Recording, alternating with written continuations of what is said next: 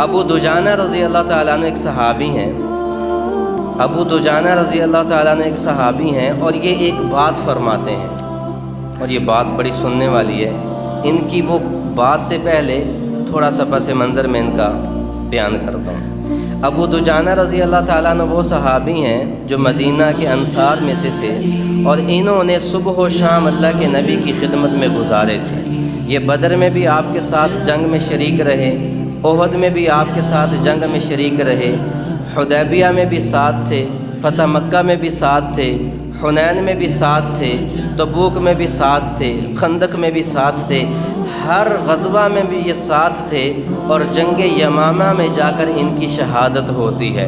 ان پہ اللہ کے نبی اعتماد بھروسہ اتنا رکھتے تھے کہ آپ جب حج کے لیے تشریف لے گئے تو آپ نے اپنے پیچھے نائب مصلی پہ کھڑا کرنے کے لیے ابو دجانہ کا انتخاب کیا تھا۔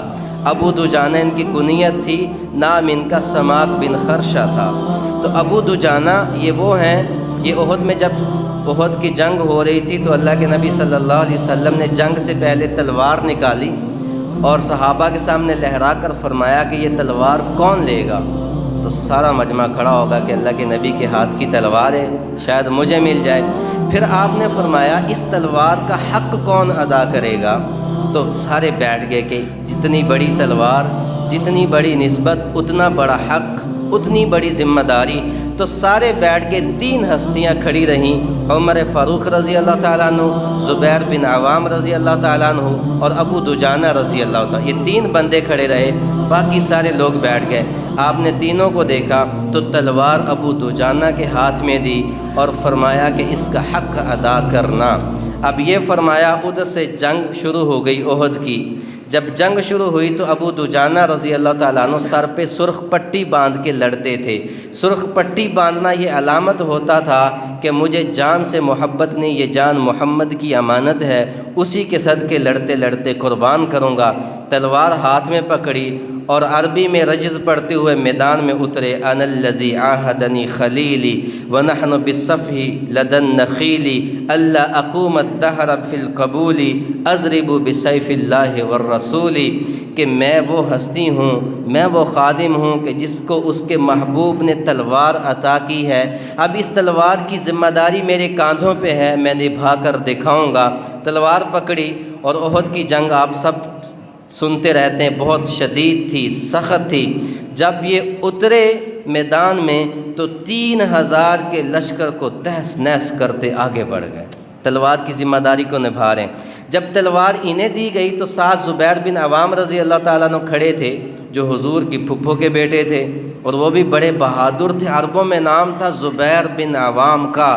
جب ان کا نام لیا جاتا تھا تو میدان میں بڑے بڑے شاہ سوار کانپ اٹھتے تھے۔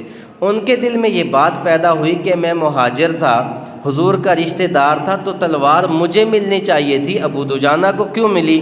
تو وہ ان کے پیچھے رہے کہ میں دیکھتا ہوں کہ ابو دجانہ تلوار کی لاج کیسے رکھتا ہے۔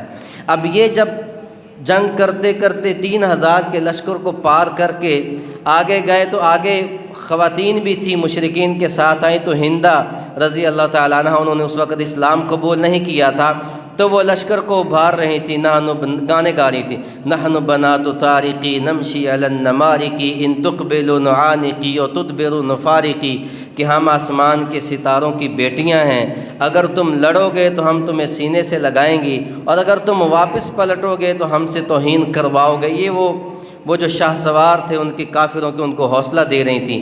یہ لڑتے لڑتے ابو دجانہ کی تلوار ہندہ کے سر پہ جا لگی تو اس نے چیخ ماری، تو انہوں نے تلوار واپس کھینچ لی اور فرمایا یہ اللہ کے نبی کی دی ہوئی تلوار ہے، کسی عورت کے خون سے گندہ نہیں کروں گا، کہ یہ پیغمبر رحمت کی تلوار ہے، یہ کمزور مخلوق پہ نہیں چلے گی۔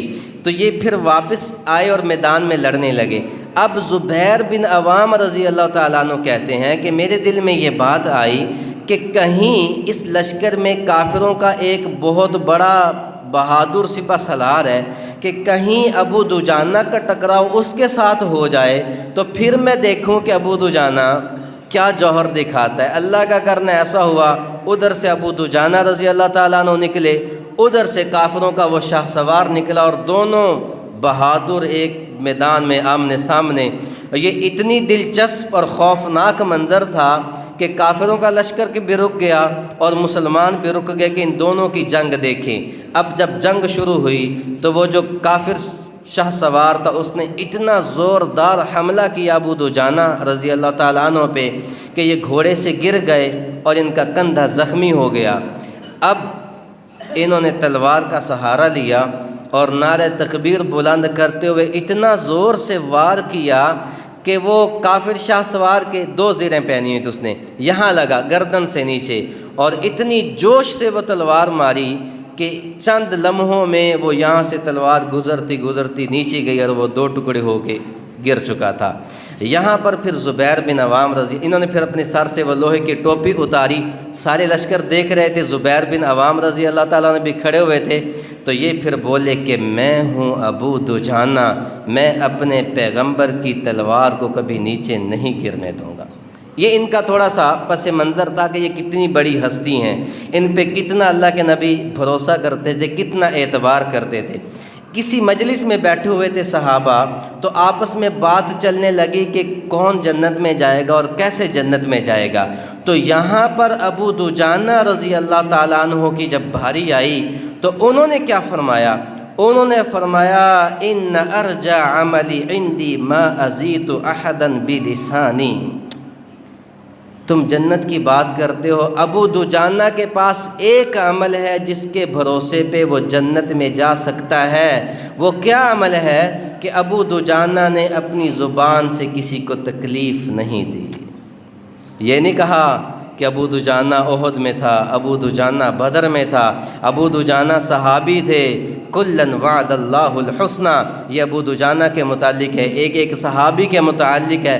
آپ حدیبیہ میں تھے تو اللہ نے قرآن اتارا، لقد رضی اللہ عن المؤمنین اذ یبایعونک تحت الشجرہ، اللہ ان سب سے راضی ہو گیا جنہوں نے درخت کے نیچے بیٹھ کے میرے نبی کے ہاتھ پہ زندگی اور موت کی بیعت کی تھی، ابو دجانہ ان میں بھی تھے۔